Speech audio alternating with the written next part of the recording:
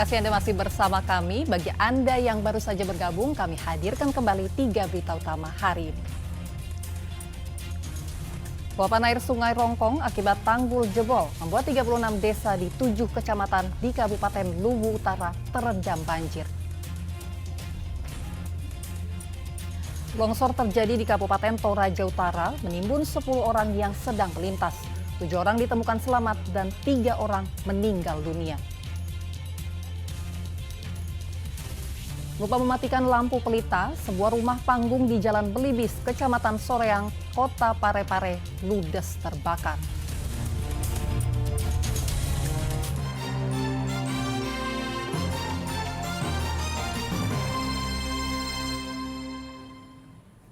Sebuah rumah panggung di Jalan Belibis, Kecamatan Soreang, Kota Parepare, ludes terbakar. Pemicu kebakaran diduga berasal dari lampu pelita yang lupa dimatikan.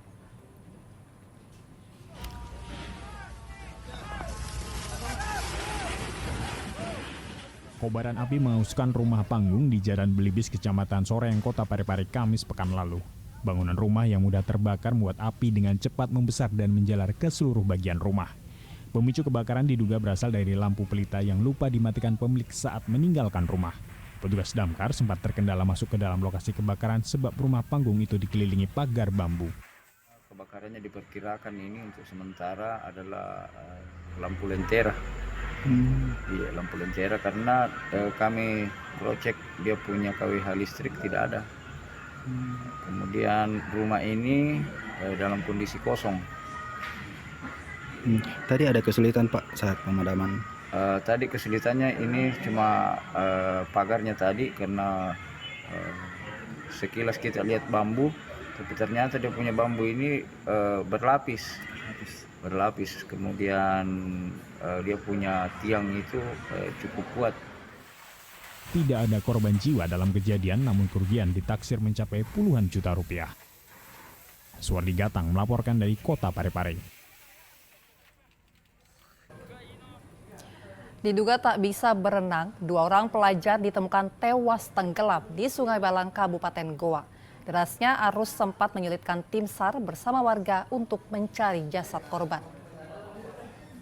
Bagi siapa yang ada nomornya, tim SAR Malino, dulu. Warga di Sapari, Kabupaten Goa berusaha meminta pertolongan kepada tim SAR untuk mencari 2 orang pelajar yang tenggelam di Sungai Balang Kamis pekan lalu.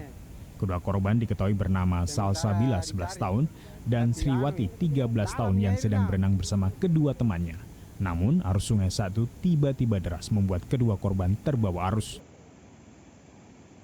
Derasnya arus sempat menyulitkan tim SAR bersama warga untuk mencari jasad korban.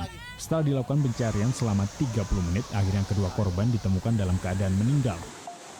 Kedua korban, perempuan Salsa dan perempuan Sri, langsung turun ke sungai untuk melakukan kegiatan.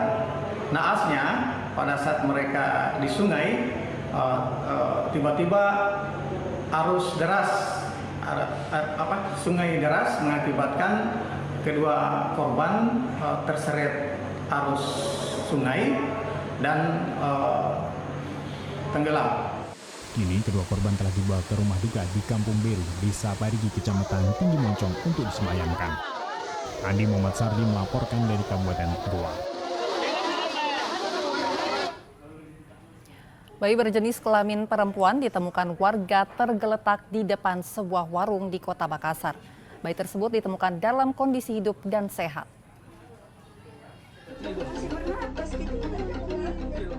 Warga Jalan Gusung Riang, Kecamatan Tamalate, Kota Makassar dihebohkan dengan temuan bayi perempuan dalam kotak kardus di depan sebuah warung Kamis pekan lalu.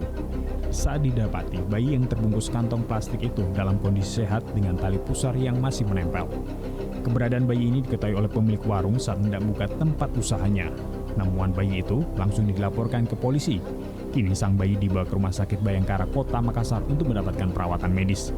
Tadi pagi sekitar jam 6.00 tadi pagi ditemukan bayi perempuan di dalam dus di depan warung. Pada saat itu pemilik warung membuka warung dan melihat ada bayi di dalam dus sehingga dilaporkan ke Polsek Tamalate. selanjutnya anggota Polsek Tamalate membawa bayi tersebut ke Rumah Sakit Bayangkara untuk dilakukan penanganan medis. Kepolisian kini tengah menyelidiki siapa orang tua bayi yang tega membuang bayi tak berdosa itu. Raisa Abu melaporkan dari Kota Makassar. Seorang remaja perempuan dikeroyok oleh temannya sendiri di depan rumahnya di Kota Makassar. Penganiayaan itu akibat saling ejek di media sosial.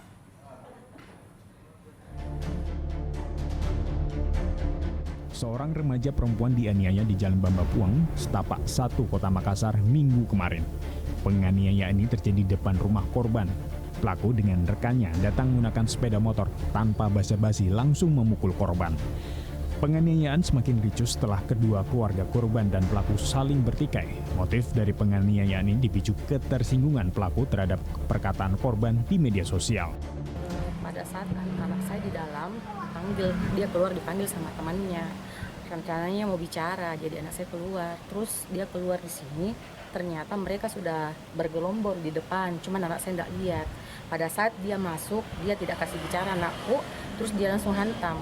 Dia hantam kepalanya anakku, melawanlah anakku. Mereka terjatuh di sini berbondong-bondong lah dari luar keluarganya untuk memukul, bukan melerai. Karena itu disaksikan dengan anak-anak di sekitar sini juga. Ketersinggungan melalui chat di media sosial, sehingga dari dia terlapor mendatangi rumah korban, kemudian memanggil korban, kemudian selanjutnya melakukan penganiayaan bersama teman-temannya.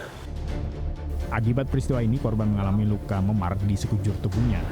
Polisi tengah melakukan penyelidikan dan pemeriksaan kepada para pelaku serta saksi. Andi Muhammad Sardi melaporkan dari Kota Makassar. Seorang mama usir penagih utang yang datang ke rumahnya dengan senjata tajam di Kota Makassar. Ibu rumah tangga itu berdalih belum memiliki dana untuk melunasi utangnya. Pengancaman itu pun viral di media sosial.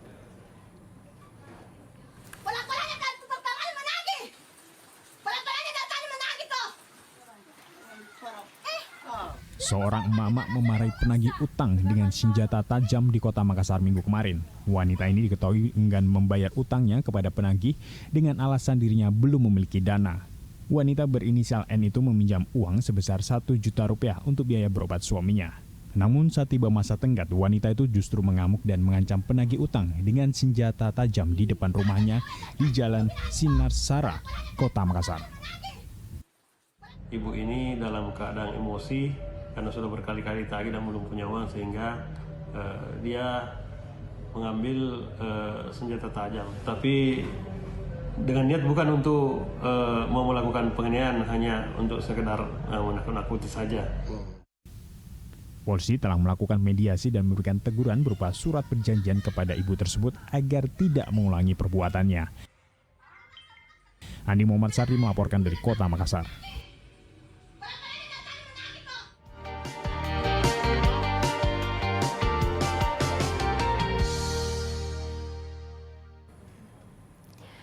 Informasi tadi mengakhiri jumpa kita. Atas nama rekan yang bertugas, saya Nadira Ali mengucapkan terima kasih atas kebersamaan Anda. Selamat beraktivitas dan sampai jumpa.